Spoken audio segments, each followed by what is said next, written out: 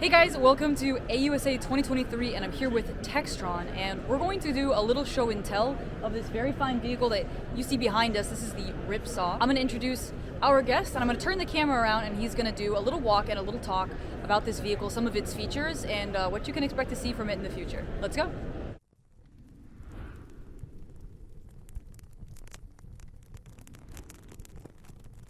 Hi everyone, I'm Clark Linder. I'm the business development lead for Textron Systems for the Robotic Combat Vehicle program.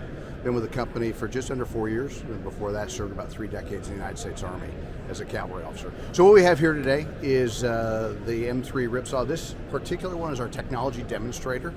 We designed this specifically to test concepts in advance of the M3 program, in advance of the RCV program.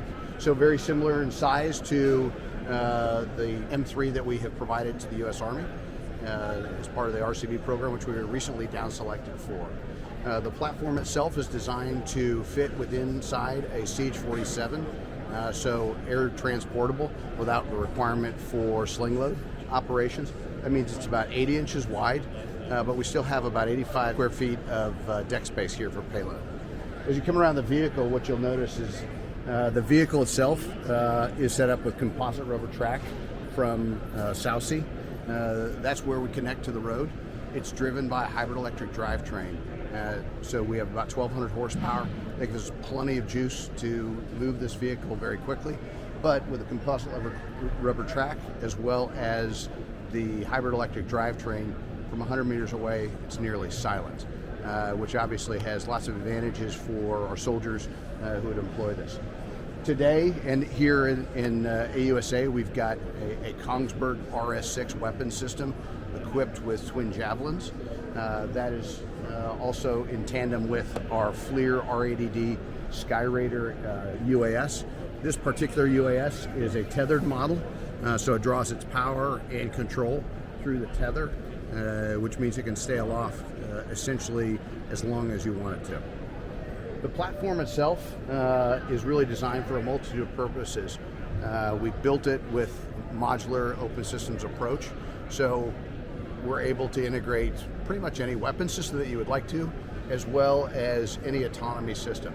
There are a myriad of companies out there who do this as their business, and so we've partnered with a number of them to ensure that whatever the autonomy system is that somebody wants to employ in this, customers we can integrate any of it.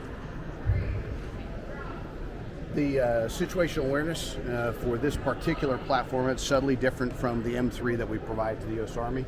It's provided by FLIR. So we've got their thermovision cameras, allows us to operate seamlessly both daytime and nighttime. So one of the advantages of an unmanned system, and one of the things that we're focused on, obviously with an unmanned system, that requires less armoring of the platform. We don't have a crew that we have to protect. And so what you see is a turret that's more of a remote weapon station, as opposed to what traditionally we would think of on tanks and Bradleys as an armored turret, because you have to protect the crew. And so while components are still protected, what you really have is the exposed critical components of the Kongsberg RS6 system. So this is a 30 millimeter cannon. It's actually the same 30 millimeter cannon that you would see on an Apache helicopter. It's a 30 by 113, so it's a short caliber 30. Gives us effective engagements out to about 1,500 meters. And then you've also got a 7.62 coaxial machine gun, which allows us to engage smaller targets or lower threat targets at closer ranges, out to about 900 meters. Additionally, you've got twin javelins. Of course, if you are thinking about what's going on in the world today, you know that you need anti-tank guided missiles, and so the Javelin being the preeminent one of those. And we mount 2 of those rapidly replaceable on board for defeating armored threats. There's a lot of folks who wonder what's going to happen to the tank going on, and as a cavalryman, I have plenty of love for tanks. But at the end of the day, what we're all about is removing soldier risk from the riskiest places on the battlefield. And so the more that we can push robotic combat vehicles forward, that forces the enemy to decide earlier, engage earlier, but those engagements are not at the cost of soldiers' lives. And so the value of robotic combat vehicles is that we can do certain things that potentially are more risky than we would like to with manned vehicles. We're seeing advancements in robotic breaching, and of course the riskiest places on the battlefield are at the point of a breach, mine clearing, all of those tasks, none of which we need to do with soldiers anymore. So I think one of the questions obviously is if you start to put these into formations, that's at the loss of manpower in the formations. And I think really what I would say is instead of thinking in that way, thinking about it in expanding your operational reach broader than what you have right now.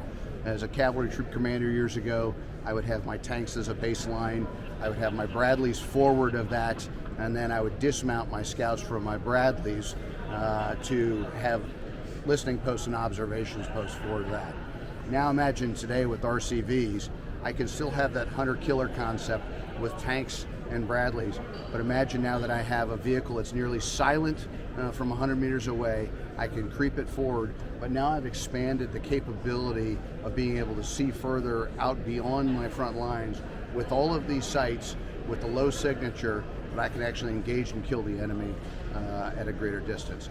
That trading of space for time is what we always want to afford commanders. We want to give them that opportunity to force the enemy to make a decision earlier on in the fight. That gives us the advantage to react. And so that's where RCVs bring the advantage to the modern force. It's not to replace soldiers, but it's to remove soldiers from those riskiest places and to buy time for decisions to be made.